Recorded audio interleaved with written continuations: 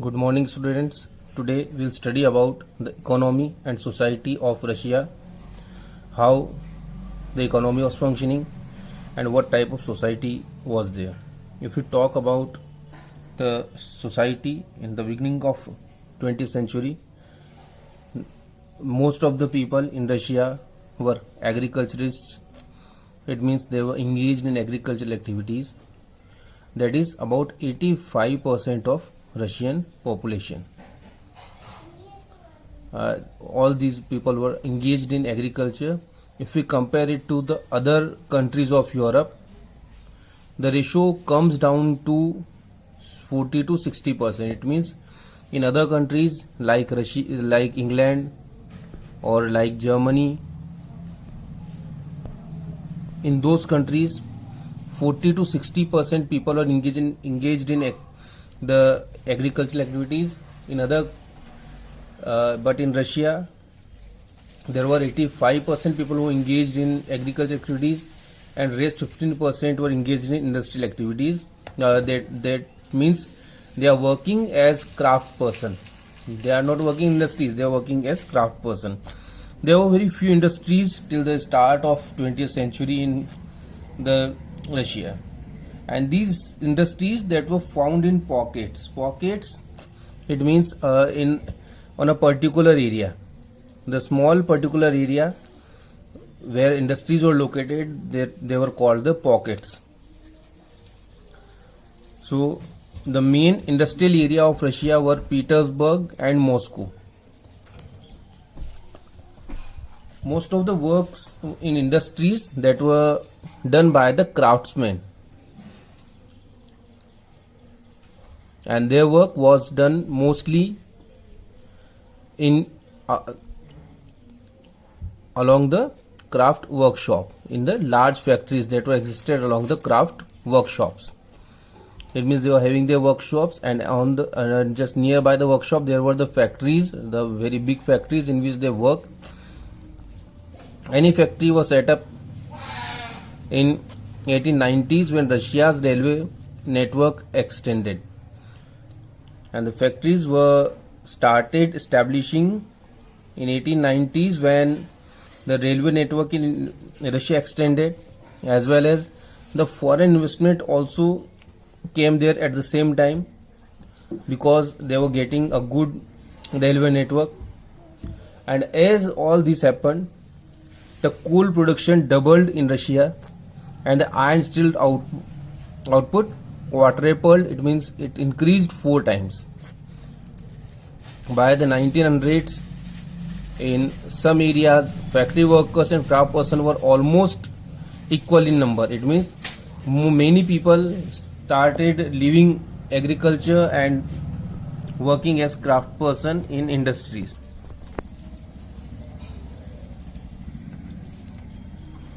But in industries it was very difficult to work for people, because these industries were the private properties. These were owned by the private person. And what government do? Government just revised or supervised large factories to ensure minimum wages and limited hours of work. So minimum wages were given to laborers, but it was very difficult for the inspectors of government to prevent of breaking laws, especially regarding the time. Many times people need to work for 10 to 12 hours in factories, and they do happily that. Why? Because in the workshops they need to work for 15 hours, and that was very long compared to the factories. So people were agree to work for 10 hours, 12 hours in a day. If they don't work for 10 to 12 hours and they go to any workshop, then they need to work for 15 hours. So that becomes more difficult for them. This is why it was very tough job for the inspectors to follow the rules of 8-hour working. If we talk about the accommodation was varied from rooms to dormitories. In some factories rooms were given to workers, but in most of the factories, dormitories were provided to the workers. Dormitories were the halls, just like a photo is given here.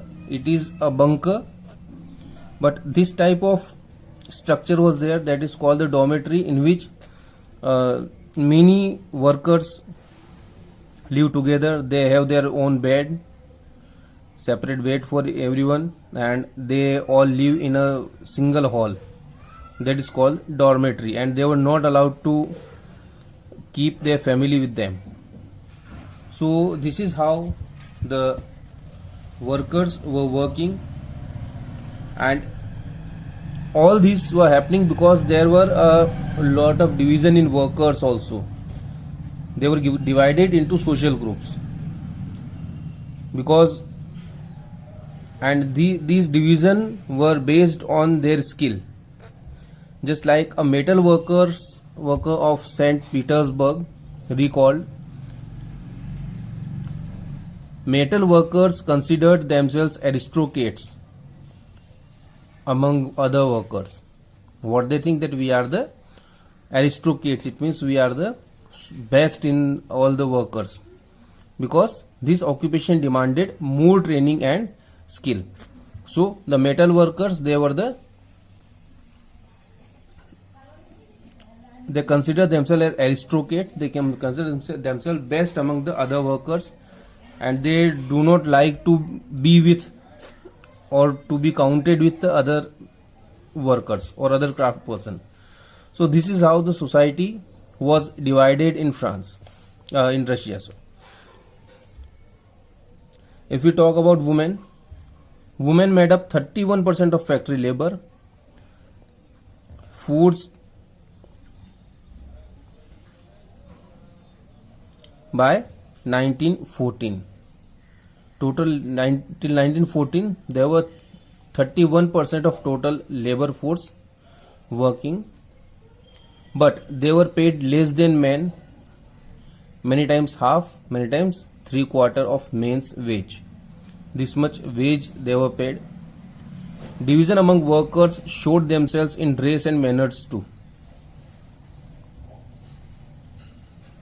Some workers formed associations to help members in times of unemployment or financial hardship, but such associations were very few. So there were no such thing like to work for the workers, to give them a good condition or anything.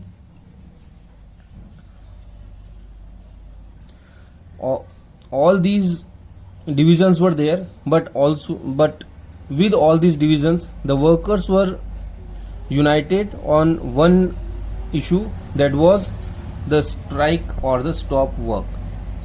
Whenever factory owner dismiss someone from the job, or whenever they need to increase salary, or whenever they want some changes in working condition, and the factory owners do not listen their demands, then they go for the strike.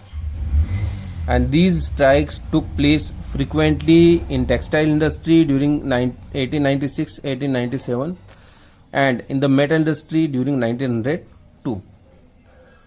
So this was about the people who were working in industries, factories. The countryside peasant cultivated most of the land, but the nobility, the crown and the Orthodox Church owned large properties. Like workers, peasant too were divided.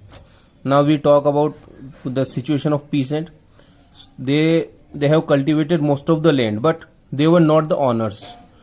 The most of the land were owned by the nobility. It means the crown, it means the king, and the Orthodox Church.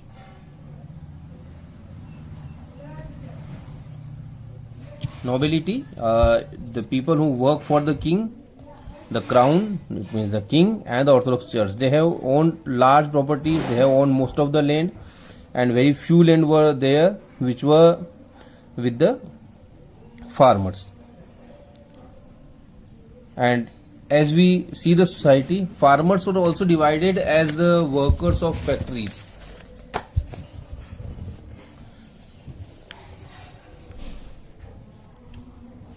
And their division was deeply religious, but except in few cases, they had no respect for the nobility. In Russia, it was the situation completely differ from the countries like France, because in France people were getting support from nobility and they respect the nobility. Nobility helped people to revolt against the king. But here in Russia, the condition was completely opposite. Here, nobles were not helping farmers because they were enjoying the power, and all the power and position they got through the services to the Tsar, not through local popularity. It doesn't mean that how much popular they are. If they are serving the Tsar well, they get their position, they get the power. So they were they were not very much popular in the public, and this is why the peasants were very much against the nobles. And what they want to get their land back from the nobles. And frequently, this is why they refuse to pay rent and even murdered landlords. Whenever these nobles or these landlords ask them to pay rent of land, they refuse, and when these were done regularly, they many times they murdered landlords. In 1902, this occurred on a large scale in South Russia, and 1905 such instances took place all over Russia. Russian peasants were different from other European peasants in another way. They pulled now. What was the main difference between the Russian farmers and other European farmers was that they pulled their land together periodically, and their commune divided it according to the needs of individual families. What they do, they do not work on their own land.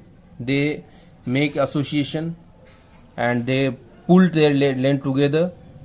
They make a very big piece of land, and every year periodically they get a chance to cultivate the land, and after harvesting whatever the crops were grown, they were divided among everyone as per their requirement. So they were socialist in nature because they work as they get the new production. What they do, they keep their land together and work in a social manner so that everyone could get a good chance to live a good life. So this was the main reason why socialism developed in Russia. How it happened? Before 1914, all the political parties were illegal in Russia. Though the Russian Socialist Democratic Workers' Party, that was founded in 1898, who supported the ideas of Marx,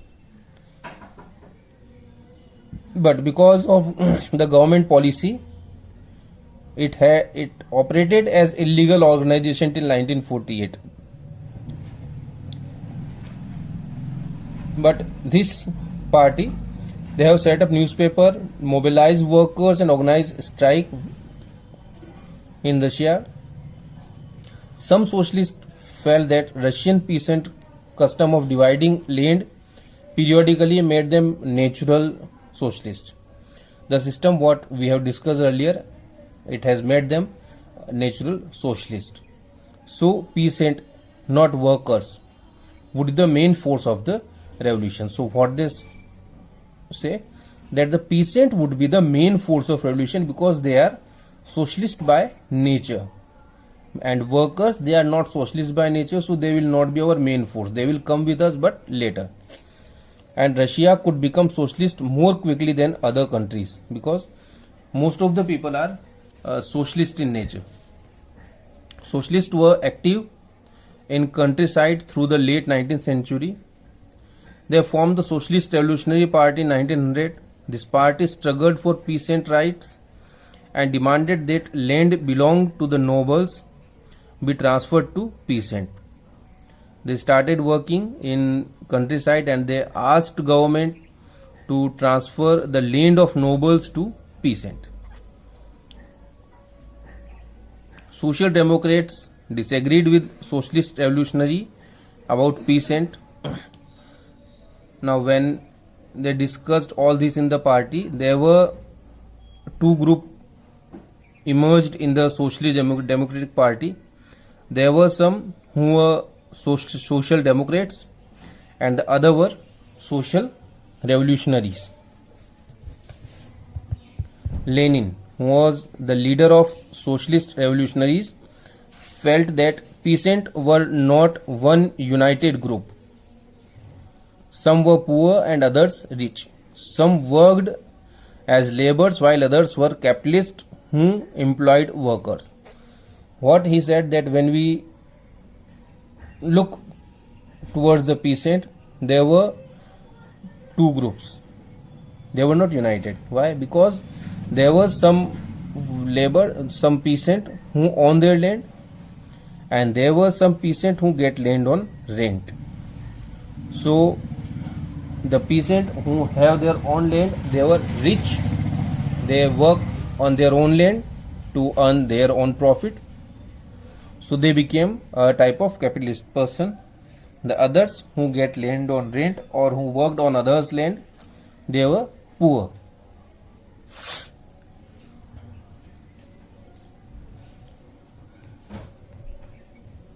So what he said, that all these peasants could not be the part of socialist movement because the capitalistic peasant who own their own land, they will not be agree on the demands of the peasants who work as labor or who work on the rental land. So this was the reason why division in party took place. The party was divided over the strategies of organization, and two groups emerged, Bolsheviks and Mensheviks. Bolsheviks were in majority. The majority group that were called Bolshevin in Russian, so from there they get the name Bolshevik. Vladimir Lenin, who was the leader of the Bolshevik group, thought that in a repressive society like Tsarian Russia, the party should be disciplined and should control the number and quality of its member. Other Mensheviks, who were that literally means the minority. So what they think, that though that the party should be open for all. So these were the basic difference between the Bolshevik and Menshevik. Bolshevik want that there should be a purity in the members, there should be a discipline, and we should control the number of member and quality. There should be very much liable for the party. On the other hand, Mensheviks, what they thought, that there should be a party for open for all.